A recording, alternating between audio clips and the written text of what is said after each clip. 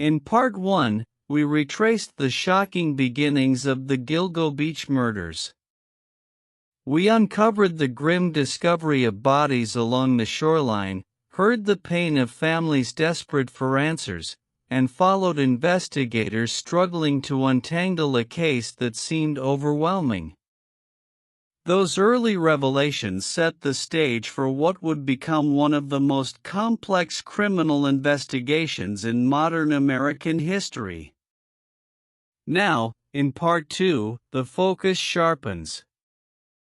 We step deeper into the investigation itself, examining the suspects who came under scrutiny, the evidence that raised more questions than answers, and the scandals that rocked public trust in law enforcement.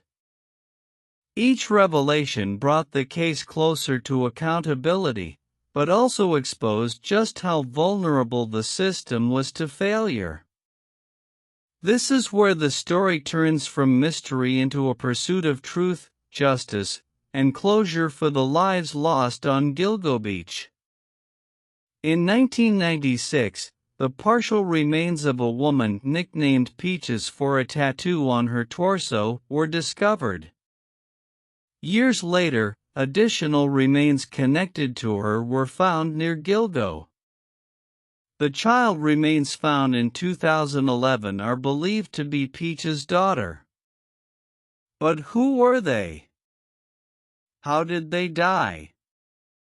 And why has no one come forward to claim them? The unanswered questions haunt not only the families but also investigators. Did the killer keep trophies? Did he act alone? Were there accomplices who helped cover his crimes? And perhaps most chilling, if the bodies had never been discovered by accident, would the murders still be continuing to this day? True crime cases rarely tie up neatly with a bow. The Gilgo Beach murders, even with an arrest, remain a tapestry of shadows. The unsolved threads are a reminder that justice is rarely complete. And for every case that makes headlines, countless more remain in silence, lives lost, killers unpunished, questions unanswered. The story of Gilgo Beach is both a triumph of modern forensics and a cautionary tale about how much can remain unknown, even in the age of science. We know more than we did a decade ago. But we do not know everything. And perhaps, we never will. The Long Island serial killer case is not unique in its shadows. Across America, other serial murders remain unsolved, other communities left with more questions than answers. To understand Gilgo, we must see it in a larger pattern, a nation haunted by predators who vanish into the night, leaving behind mysteries that decades of investigation still cannot solve. Take the case of the West Mesa bone collector. In 2009, on the outskirts of Albuquerque, New Mexico, a woman walking her dog stumbled upon human bones. Police unearthed the remains of 11 women, many of them connected to drugs and sex work. Like Gilgo, the victims were marginalized. Like Gilgo, the bodies had been left in a desolate stretch of land. And like Gilgo, the killer has never been identified. Was he a trucker passing through? A local predator? A man who died before police ever caught up with him? To this day, the West Mesa bone collector remains a ghost.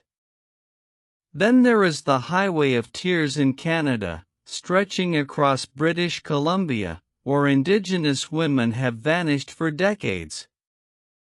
Though not confined to one killer, the story echoes Gilgo in its tragedy: women disappearing without serious investigation, families begging for justice, and police accused of ignoring cases because of the victims' lifestyles or backgrounds.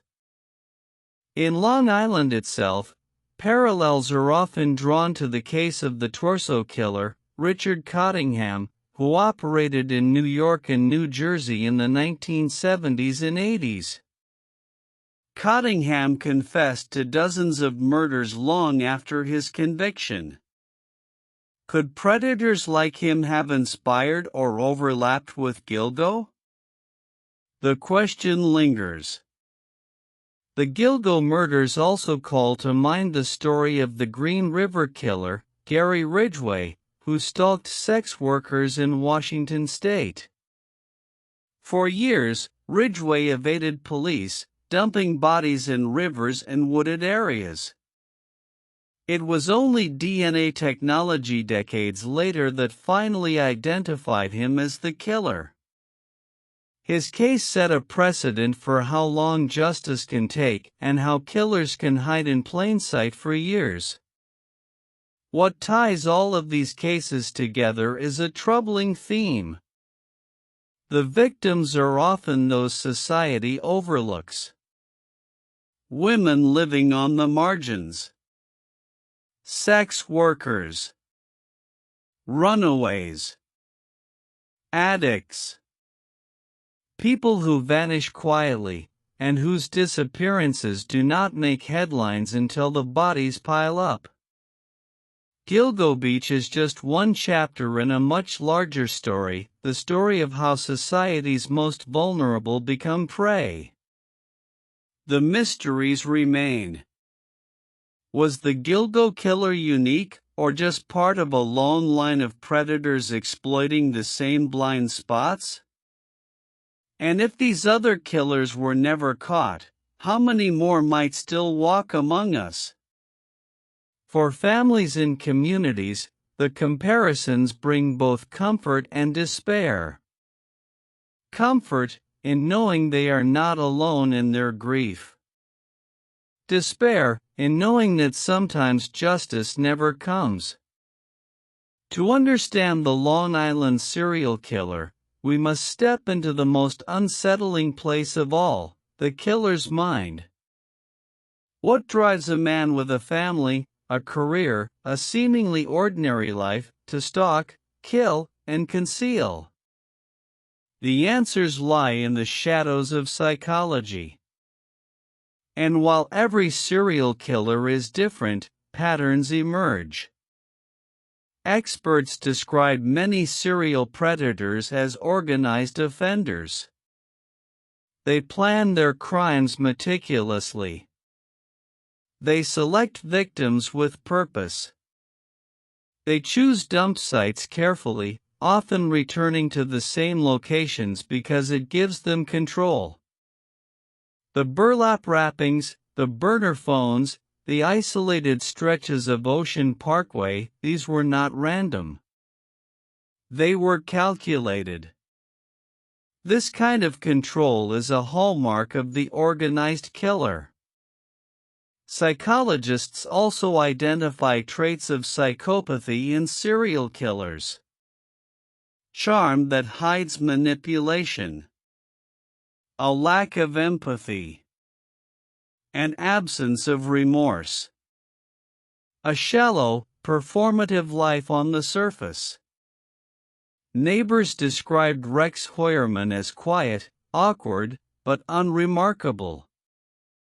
Yet behind closed doors, prosecutors allege he led a double life, scouring the internet for violent pornography, obsessively revisiting stories about the Gilgo case, and meticulously hiding his crimes.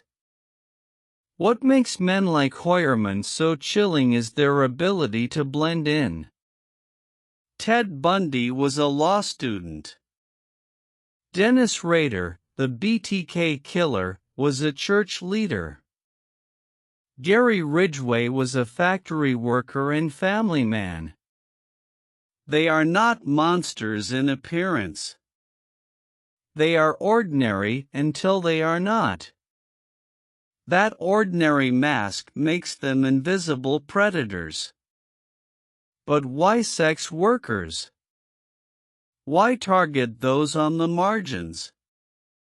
Psychologists argue that killers often select vulnerable victims because they are easier to lure, less likely to be reported missing quickly, and less likely to draw police attention.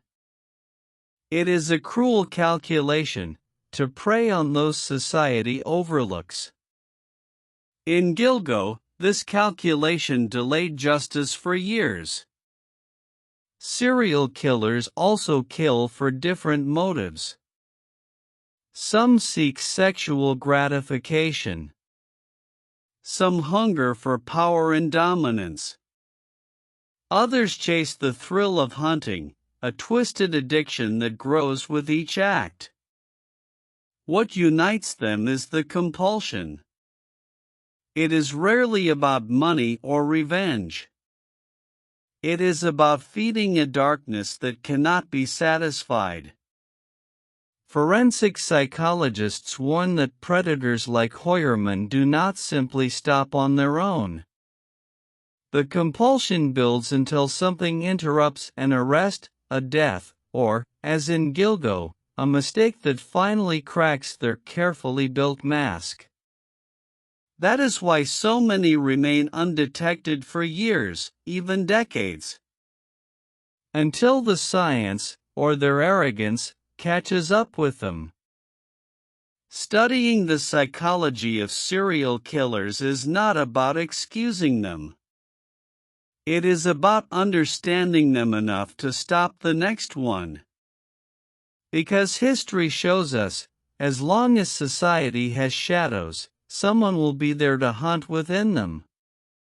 Not every encounter with a predator ends in death. Some women survive by luck, by instinct, or by sheer will. Their voices are rare in stories like Gilgo, but when they speak, they reveal what it feels like to look into the eyes of a killer and live to tell the tale. Survivor stories give investigators critical insights. They show patterns of behavior, methods of luring, ways killers control their victims. And most importantly, they remind us that behind the term sex worker, escort, or victim, there are human beings, women who fight for their lives. In the case of the Long Island serial killer, some women came forward years before Rex Hoyerman's arrest, claiming to have had unsettling encounters with him. One described a man who seemed polite at first but grew controlling, insistent, and frightening once she resisted his demands. Another recalled him trying to isolate her, steering her toward desolate areas. Though these accounts were not confirmed in court, they echoed the profiles of organized predators, men who test boundaries, escalate control, and strike when they believe they can act without consequence. Other serial killer cases provide chilling examples of survival. Ted Bundy was once fought off by women who later testified against him. The BTK killer, Dennis Rader, was nearly caught when one of his intended victims escaped and reported his behavior. Even in the case of Gary Ridgway, the Green River Killer, several women survived encounters with him, describing how he tried to strangle them but was interrupted. Their voices gave investigators the blueprint of a predator's mind. Survivors often carry invisible scars. Many wrestle with shame, fear of disbelief, and trauma that lasts decades. Some are reluctant to come forward, fearing they will be judged because of their profession or lifestyle. But their testimony is priceless. In the silence of murder cases, their voices are rare flashes of light. Law enforcement has learned to pay closer attention to survivors. A woman who escapes today may be the key to stopping a predator tomorrow. And for families of victims, the survivors remind them of what might have been a life saved, a story continued, a loved one still present. The Long Island serial killer case will always be defined by tragedy. But the survivors' stories, whispered through fear and courage, ensure that not all encounters ended in silence. They prove one truth: even in the darkest moments, some lives break free from the grip of death. From the moment the first bodies were discovered along Gilgo Beach in 2010, the media swarmed. Newspapers splashed the headlines. Television cameras rolled. Talk shows speculated. And soon, the Gilgo murders weren't just a Long Island story, they were a national obsession. The media plays a double role in true crime. On one hand, coverage brings awareness, pressure, and attention. Families of victims, desperate to be heard, relied on reporters to keep the case alive. Without media exposure, the Gilgo murders might have faded into obscurity. On the other hand, the media can sensationalize.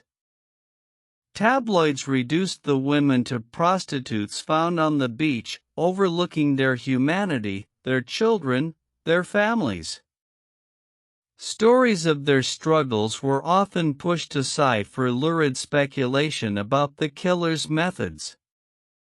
Television networks turned the case into spectacle. Cable shows ran crime scene reenactments. Talk shows debated whether the killer was a cop, a politician, or even connected to organized crime. Meanwhile, true crime podcasts dissected every rumor. Some were thoughtful, others reckless, repeating unverified theories that clouded the investigation. For the families, media attention was both a blessing and a curse. It gave them a platform to demand justice. Mothers and sisters appeared on talk shows, begging for answers. Their voices reached millions. But it also meant reliving trauma over and over again, watching their loved ones' names dragged across headlines, their lives reduced to labels like escort or Craigslist prostitute. The Gilgo case also highlighted the rise of digital media in true crime. Online forums buzzed with theories. Reddit threads tracked every police update. Amateur sleuths combed satellite images and maps, convinced they could solve the mystery from their laptops. Some discoveries even proved useful, keeping public attention on overlooked details. Others spread conspiracy theories that wasted time and caused further pain to the families. In the end, the media became part of the story. Documentaries premiered while the case was still unfolding.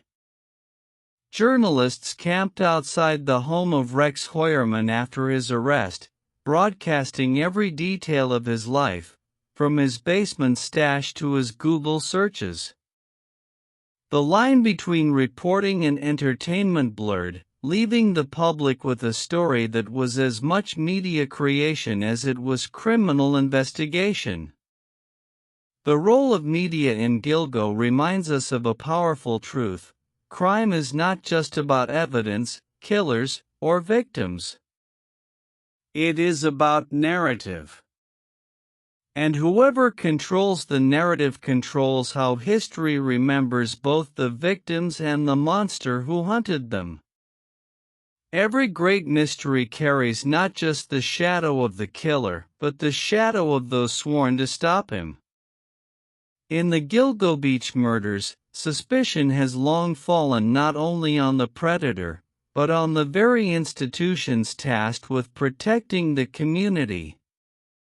Did police incompetence, corruption, or even cover-ups allow the killer to operate for so long? From the start, the investigation was plagued with problems. Leads were missed. Witness statements were dismissed. Families say their cries for help went unheard. The fact that Shannon Gilbert's 23-minute 911 call, the call that led police to the beach, was withheld from the public for over a decade fueled anger and distrust. Why, families asked, would police hide such critical evidence? Then came the scandal inside Suffolk County law enforcement. In 2012, Police Chief James Burke was accused of assaulting a suspect and later sentenced to federal prison for obstructing justice.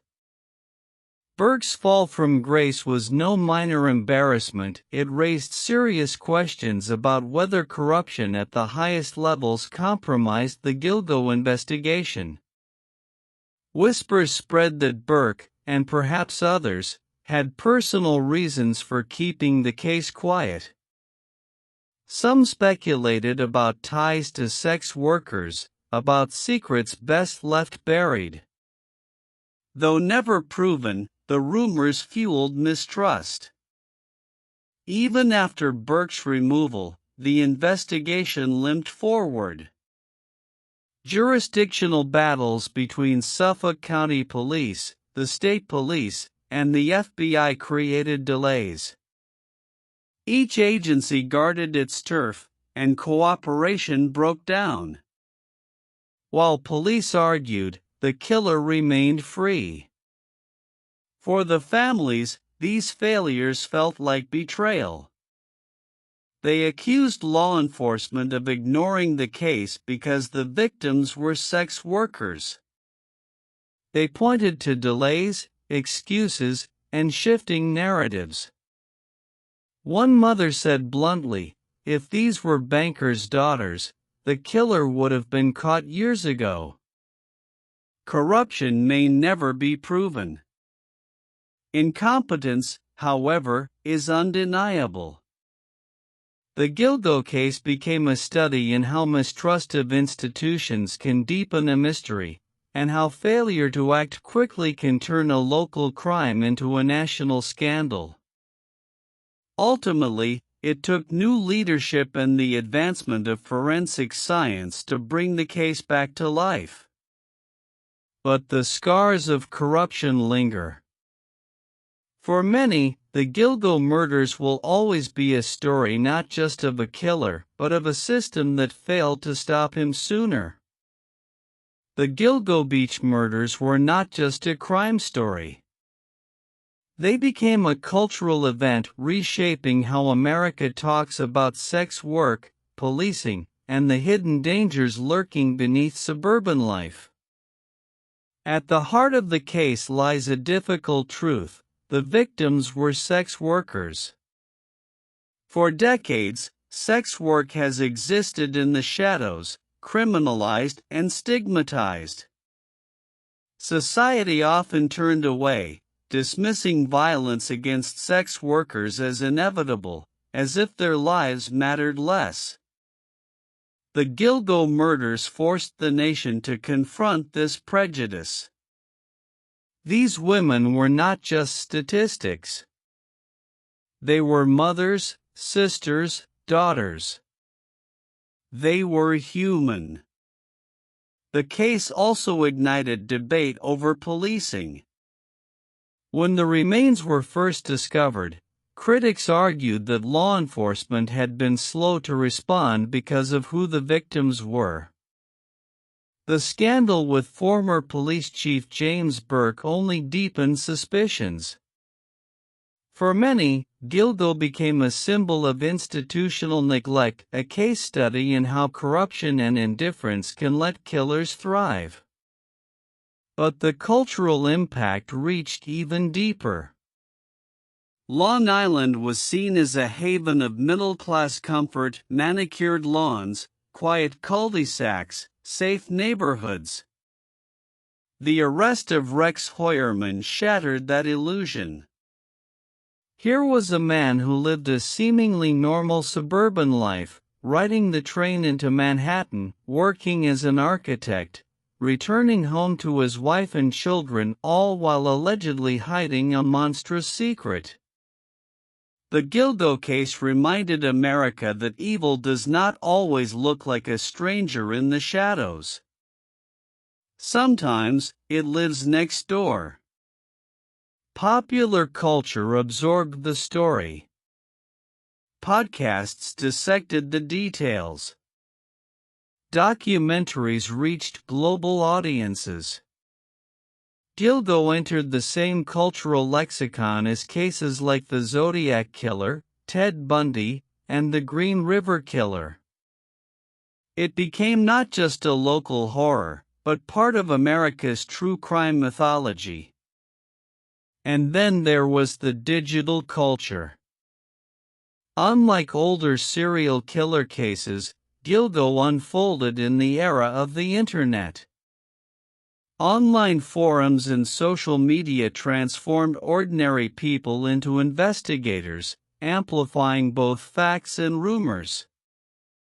The crowdsourcing of crime stories has now become a permanent feature of modern culture, a blend of fascination, fear, and obsession that blurs the line between justice and entertainment. In the end, the cultural impact of the Gilgo Beach murders is this. They forced us to see the unseen, to confront the lies we too easily dismiss, to realize that safety is fragile, and that predators can wear the mask of normality. And in doing so, the case became not just a story of murder, but a mirror held up to American society. The Gilgo Beach murders shocked America. But they are part of a much larger story, a grim history of serial killings that spans continents and centuries. To truly understand Gilgo, we must place it beside the world's most infamous cases, from Victorian London to modern-day South America. Consider Jack the Ripper in 1888. In the foggy streets of Whitechapel, London, an unidentified killer targeted women working the streets. Much like Gilgo, the Ripper's victims were marginalized, their lives dismissed by polite society. The press sensationalized the murders, and police bungled the case, creating a template for the modern mystery. Over a century later, Jack the Ripper still haunts popular imagination, just as Gilgo now does. Or look at the Green River Killer, Gary Ridgway, in Washington state. For 2 decades, Ridgway preyed on sex workers, dumping their bodies near highways and rivers. Authorities overlooked his crimes for years, often because his victims were women society ignored. The parallels to Gilgo are chilling: marginalized victims, investigative delays, and a predator hiding in plain sight. Across the world, similar stories emerge. In Colombia, Luis Garavito, one of history's most prolific serial killers, preyed on street children. In Russia, Andrei Chikatilo targeted women and children during the collapse of the Soviet Union. Each case reveals the same truth: predators thrive in shadows where society fails to protect the vulnerable. But the Gilgo case also shows how the world has changed. Unlike Jack the Ripper's London or Chikatilo's Soviet Union, Gilgo unfolded in the age of DNA analysis, digital records, and the Internet. And yet, it still took more than a decade to make an arrest. Technology advances, but human failure, corruption, and bias continue to allow killers to slip through the cracks. The global context also shows us how these cases resonate far beyond their borders. The Gilgo Beach murders have been reported in Europe, Asia, and Africa. They became part of the global fascination with true crime, the same fascination that once made Jack the Ripper an international legend. In the end, Gilgo is both unique and universal. Unique in its setting, the beaches of Long Island, the suburbs of New York. Universal in its themes, victims overlooked, systems that failed, and evil hiding behind an ordinary mask. By placing Gilgo in the global lineage of serial killers, we see the tragedy not just as a local crime, but as part of humanity's long, haunting struggle with monsters among us. Behind every crime scene, every headline, every police report, are the families. For more than a decade, the relatives of the Gilgo Beach victims have lived with unanswered questions, with grief that refuses to fade, and with the constant reminder that their loved ones' names are tied forever to a killer's legacy. Their pain began not with the discovery of the bodies, but long before, in the days and weeks when their daughters and sisters went missing. For many, those disappearances were met with silence. Some say their calls to police were dismissed because the victims were sex workers. Others recall the helplessness of searching on their own, driving streets, calling hospitals, waiting by the phone for news that never came. When the remains were discovered in 2010 and 2011, grief turned to devastation. Families were forced to identify their loved ones by dental records, DNA, or fragments of bone. Funerals became painful reminders that their daughters had been reduced to case numbers and headlines. Some clung to memories, the sound of laughter, childhood birthdays, promises never fulfilled. Others struggled with shame, anger, and the harsh judgments of a society that too often saw the victims as just prostitutes.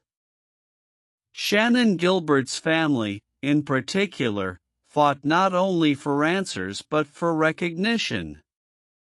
For years, police insisted Shannan's death was an accident, unrelated to the Gilgo murders. Her family disagreed. They pushed for her case to be investigated alongside the others. Her mother, Mari Gilbert, became a tireless advocate until her own life ended tragically in 2016, murdered by another daughter who suffered from mental illness. The Gilbert family's grief became a story within a story, layered with tragedy upon tragedy. Other families too became advocates. They stood in front of cameras, demanding that their daughters not be forgotten.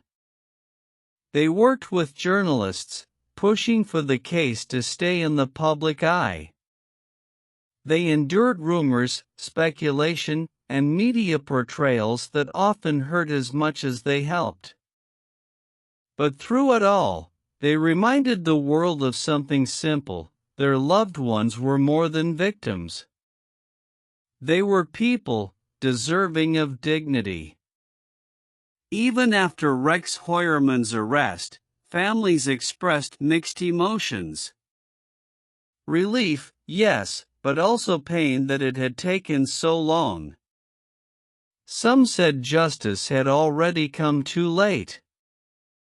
Others wondered whether all the victims would ever be fully accounted for, or whether the mystery still hides more secrets beneath the sands of Long Island. For the families, grief is not a chapter that closes. It is a lifetime of absence. A seat at the table that will never be filled. A voice on the other end of the phone that will never be heard again. And as long as the Gilgo case is remembered, their pain will echo with it. In the next episode, we turn to the world of online sleuths, the digital detectives who tried to crack the Gilgo case from behind their screens. In the age of the internet, no crime stays local for long. The Gilgo Beach murders, like so many modern mysteries, sparked an online movement. Digital detectives, working from their bedrooms and basements, tried to solve the case themselves. Some offered insight. Others spread chaos. Together, they created a parallel investigation, one that unfolded in forums, podcasts, and social media feeds across the world. Reddit threads ran for years, with thousands of comments debating every clue. Users dissected maps of Gilgo Beach, tracing possible routes the killer might have taken. They speculated about police corruption, about suspects with powerful connections, about secret burial sites further inland. Some users became so invested they visited the area in person, photographing marshes and beaches, hoping to uncover evidence the police had missed. Facebook groups and blogs popped up, each dedicated to the mystery. Some were respectful platforms for families and advocates to share information. Others turned toxic, fueling wild theories and personal attacks. Accusations flew, sometimes naming innocent people as possible killers, creating lasting damage to reputations. Podcasters also entered the fray. True crime shows with global audiences devoted entire seasons to Gilgo. They interviewed experts, analyzed timelines, and replayed the 911 call that started it all. For many listeners, podcasts became their first introduction to the case, proving that online media could shape the narrative just as much as traditional journalism. Online sleuthing had its successes. Crowdsourced efforts uncovered inconsistencies in police statements. Bloggers highlighted the corruption scandal involving former police chief James Burke long before it made headlines. But it also had its failures. Some internet detectives became so fixated on their theories that they spread misinformation, adding noise instead of clarity. The Gilgo case illustrates the double-edged sword of online sleuthing.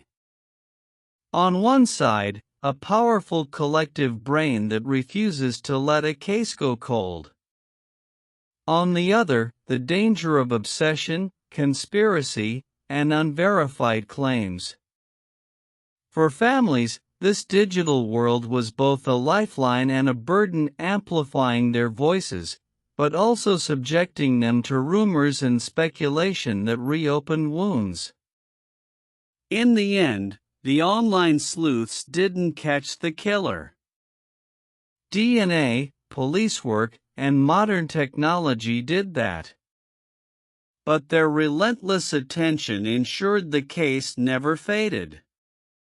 They kept the spotlight burning, and sometimes, that's what justice needs most. In the Gilgo Beach murders, technology was both a weapon for the killer and a lifeline for investigators. From burner phones and encrypted messages to DNA databases and cell tower pings, this case became a battle fought as much in the digital world as in the physical one. The killer used burner phones to contact his victims, prepaid devices that left little trace. Records show multiple calls were made to several women, sometimes from different locations across Long Island. The phones were eventually traced to areas linked to the suspect, but at the time, they seemed nearly untraceable, creating a web of confusion for investigators. Technology also preserved one of the most chilling pieces of evidence: Shannon Gilbert's 911 call. For 23 minutes, Shannon pleaded for help, her voice breaking with fear. The recording captured not just her terror, but a mystery: was she running from a client, from the killer, or from something else entirely? That call remains one of the case's most haunting artifacts. But technology was not only the killer's tool. It became the key to solving the case. Investigators turned to cell tower data, analyzing where the burner phones had connected. They mapped patterns: calls made near the victims' homes, and chillingly, calls made near the suspect's residence in Massapequa Park. Then came the breakthrough: forensic genealogy. Just as it had caught the Golden State Killer, genealogy helped narrow the pool of suspects in Gilgo. A DNA sample recovered from a pizza crust thrown away by Rex Hoyerman matched evidence found on one of the victims. In that moment, technology delivered what years of speculation and theories could not: a concrete link between suspect and victim. But the story of technology in Gilgo is not just about progress. It's also about limitations. For years, the evidence existed but went unused. Burner phones were hard to trace, DNA databases were underdeveloped, and interagency cooperation was weak. The tools were there, but the will, or the leadership, was not. In the end, Gilgo was a story of technology as both shield and sword. The killer believed technology could hide him. But it was technology, in the hands of patient investigators, that ultimately pulled the mask away. For more than a decade, the Gilgo Beach killer remained a ghost. Then, on an ordinary summer day in July 2023, the ghost was unmasked, not on the beach, not in the dead of night, but in the heart of Manhattan. Rex Hoyerman was a man few suspected. A 59-year-old architect living in Massapequa Park, he commuted daily to Midtown, or he ran his firm just blocks from the Empire State Building. To neighbors, he was quiet, reserved. To colleagues, a workaholic. To his family, a husband and father. No one imagined he was about to be accused of being the Gilgo Beach serial killer. The arrest came after months of careful surveillance. Investigators had tracked Hoyerman's movements, monitoring his internet searches, his phone records, and even his trash. The crucial break came when detectives recovered a discarded pizza box from outside his Manhattan office. DNA from the crust matched genetic evidence found on one of the victims. In that moment, the ghost had a name. On July 13, 2023, police made their move. As Hoyerman left his office, he was surrounded. The busy streets of Manhattan became the stage for one of the most shocking takedowns in modern American true crime. Bystanders watched in disbelief as plainclothes officers led a tall, heavy-set man into custody. The ordinary commuter was now a suspect in one of the nation's most infamous serial killings. Back in Long Island, search teams descended on his home. What they found stunned the public: a cluttered, windowless basement, boxes of evidence, firearms, and other items still under investigation. Every corner of his life was suddenly under a microscope. The suburban street filled with news crews, neighbors whispering that they had lived beside a suspected killer all along. Prosecutors quickly charged Hoyerman with the murders of Melissa Barthelemy, Megan Waterman, and Amber Costello, three of the women whose remains were found along Gilgo Beach.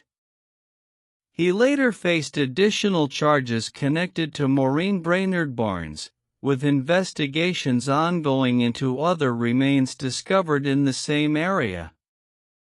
The arrest brought relief, but also shockwaves. After more than a decade, the Long Island serial killer was no longer a faceless mystery. He had a name, a home, a family, a job, and he had walked among his community unnoticed. For many, it was a chilling reminder: monsters can look ordinary. The arrest of Rex Hoyerman was only the beginning. In the American justice system, an arrest is not a conviction. What followed was a long, complex, and highly publicized legal battle, one that would determine whether the man accused of being the Gilgo Beach killer would spend the rest of his life behind bars. Prosecutors built their case around forensic evidence. They highlighted DNA collected from Hoyerman's discarded pizza crust, which matched genetic material found on one of the victims. They presented cell tower data linking burner phone calls to locations near his home and office. The evidence suggested planning, consistency, and presence. To prosecutors, it was the digital fingerprint of a predator. They also introduced disturbing details from Hoyerman's internet searches. Records revealed a dark pattern: searches for violent pornography, sex workers, and updates on the Gilgo Beach case itself. This digital trail painted a picture not of a random suspect, but of a man obsessed with the very crimes he was accused of committing. But the defense struck back. They argued that the evidence was circumstantial, that DNA could be contaminated, that burner phones were unreliable indicators of guilt. They questioned the chain of custody, the years of delays, and the possibility that another killer could still be at large. Hoyerman's lawyers also emphasized the absence of direct eyewitness testimony. No one, they argued, had ever seen him with the victims. The defense sought to introduce doubt at every turn, reminding jurors that suspicion is not proof. As the trial unfolded, families of the victims filled the courtroom, sitting just feet away from the man accused of taking their loved ones. Some wept quietly. Others stared at Hoyerman with a mixture of rage and disbelief. For them, the courtroom was not only about evidence. It was about recognition, about finally being heard after years of silence. Outside the courthouse, media frenzy exploded. Cameras lined the steps. True crime podcasters analyzed each day's proceedings.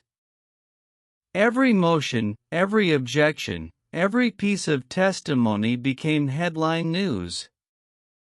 The trial wasn't just a legal battle. It was a spectacle. In the end, the trial of Rex Hoyerman was about more than guilt or innocence. It was about trust in evidence, in institutions, in the very idea that justice could finally emerge from more than a decade of darkness. The arrest of Rex Hoyerman shook Long Island to its core. For more than a decade, the Gilgo Beach murders had haunted the community like a ghost story whispered on summer nights. Now, the ghost had a face, and it belonged to a man who lived among them all along. In Massapequa Park, where Hoyerman lived, the quiet suburban street became a spectacle. Neighbors watched as investigators combed through his house, removing boxes of evidence and searching for hidden rooms. Some expressed disbelief, saying he seemed ordinary, a commuter, a father, a man who shoveled his driveway in winter like everyone else. Others admitted to feeling a shiver of recognition, recalling odd encounters or unsettling glances that now took on new meaning. For the wider Long Island community, the arrest brought a mix of relief and unease. Relief that someone had finally been caught.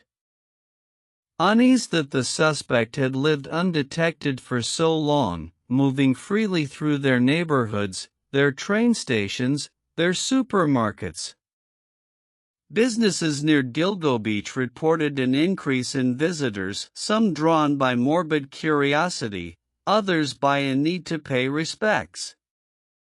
True crime tourism, a strange modern phenomenon, touched Long Island as journalists, podcasters, and curious onlookers walked the same sand where investigators once searched for bodies.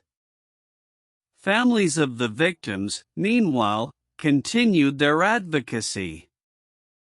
For them, justice was not just about one arrest, but about recognition, dignity, and systemic change.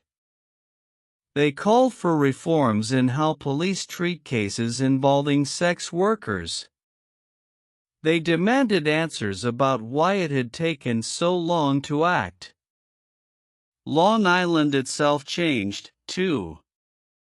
The Gilgo case became part of its identity, woven into the region's history alongside its beaches, its commuter trains, and its suburbs. It served as a reminder that beneath the surface of any community, even the most peaceful darkness can hide.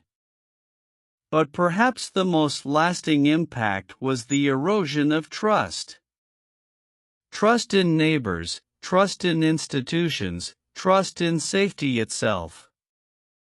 The arrest of Rex Hoyerman proved that evil does not always come from far away. Sometimes, it lives just across the street. The arrest of Rex Hoyerman marked a turning point in the Gilgo Beach investigation. But even with a suspect in custody, mysteries remain, shadows that continue to stretch across Long Island. One of the biggest questions is simple, yet haunting: was Hoyerman the only killer? The remains found along Gilgo Beach in 2010 and 2011 included multiple victims, with varying causes of death and circumstances. Some investigators believe the evidence points to more than one perpetrator. Could Hoyerman be guilty of only part of the puzzle, while another predator still walks free? Another mystery surrounds the timeline. How did a man accused of multiple murders live an apparently ordinary life for so long without detection? Did law enforcement overlook early warning signs? Were opportunities missed to catch him years earlier? For families of the victims, these questions sting as much as the crimes themselves. There are also lingering doubts about motive. Serial killers often leave patterns, rituals, or confessions that shed light on why they did what they did. But in the Gilgo case, much remains unknown. What drove the killer, or killers, to target these women? Why these victims, at this time, in this place? And then there are the unidentified remains. Several sets of bones found along Ocean Parkway still have no names, no families to mourn them publicly. Without full identifications, closure is impossible. Each unnamed victim represents not just a life cut short, but a question left hanging.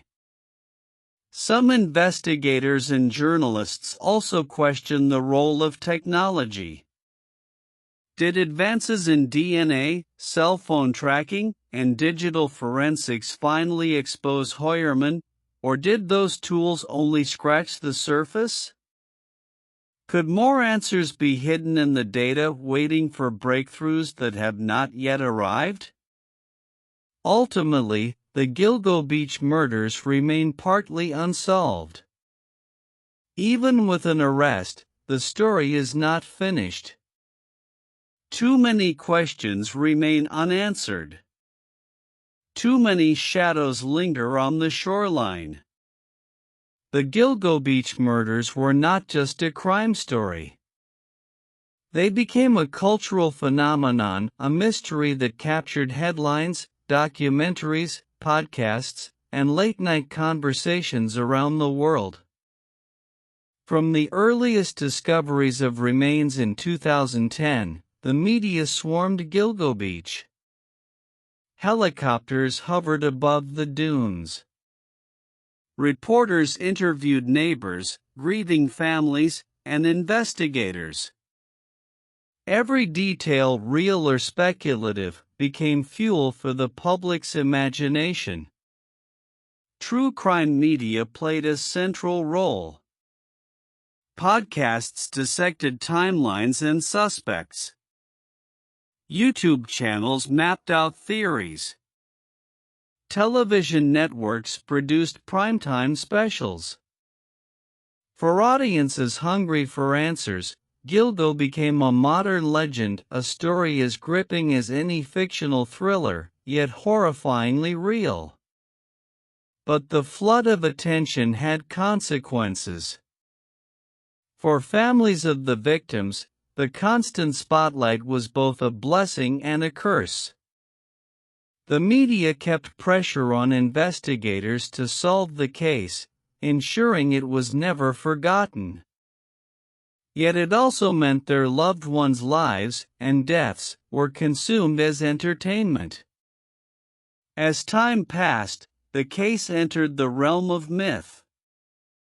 It became a story about shadows on a beach, a killer hiding in plain sight, a reminder that even peaceful communities harbor darkness. Writers compared it to Jack the Ripper, to the Zodiac Killer, to every great unsolved mystery of the modern age. And when Rex Hoyerman was arrested, the story only grew. Cameras broadcast every detail of his life, his house, his family, his office in Midtown Manhattan. The world devoured his image, searching for clues in the face of an ordinary man accused of monstrous crimes.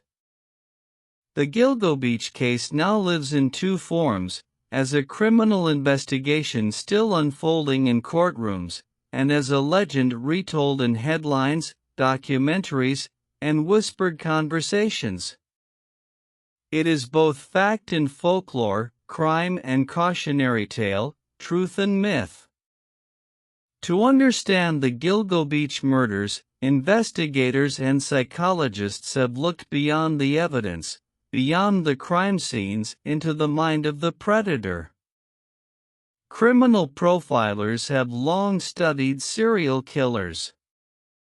They ask the same questions. What drives a person to kill repeatedly? Why choose certain victims? What patterns reveal the workings of a twisted mind? In the case of Gilgo, the victims were primarily sex workers. Experts suggest this choice reflects control and vulnerability. Sex workers are often targeted because predators believe their disappearances will not trigger swift investigations.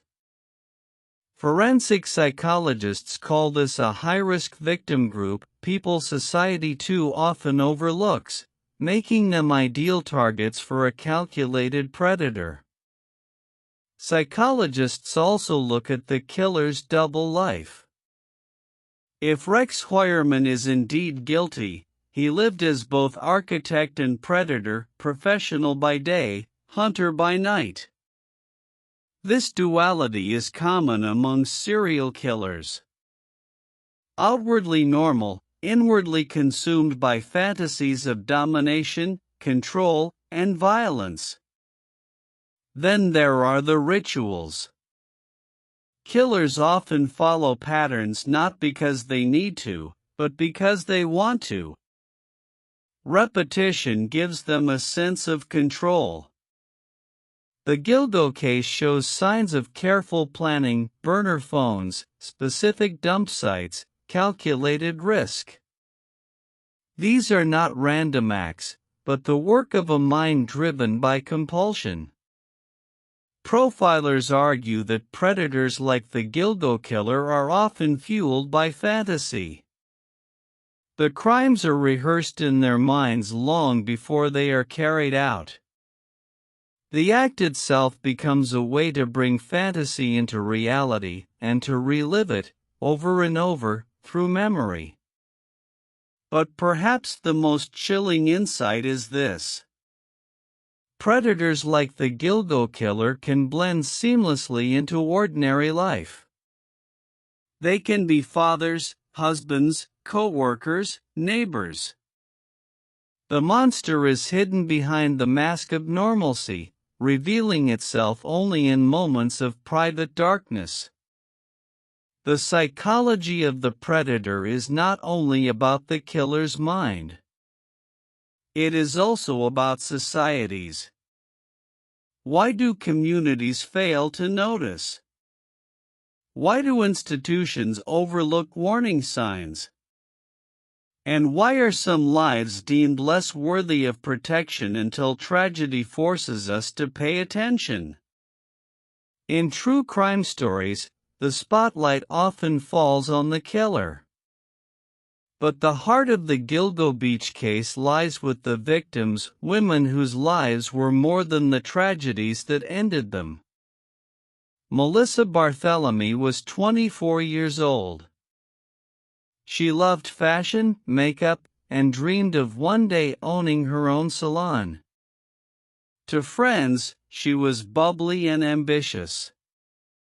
To family, she was a daughter and a sister whose sudden disappearance in 2009 shattered their world. Her phone calls, tauntingly used by the killer to harass her family, made her story one of the most chilling in the Gilgo case. Maureen Brainerd Barnes was 25. She was a mother, struggling to support her children. She had ambitions beyond the life she was living, but circumstances pulled her toward risky choices. She disappeared in 2007, years before the remains were discovered. Her family fought tirelessly to keep her memory alive, reminding the world that she was not just a statistic, she was a mother who mattered. Megan Waterman was only 22. She came from Maine, a young woman still figuring out her place in the world. She had a daughter, just a baby when Megan vanished.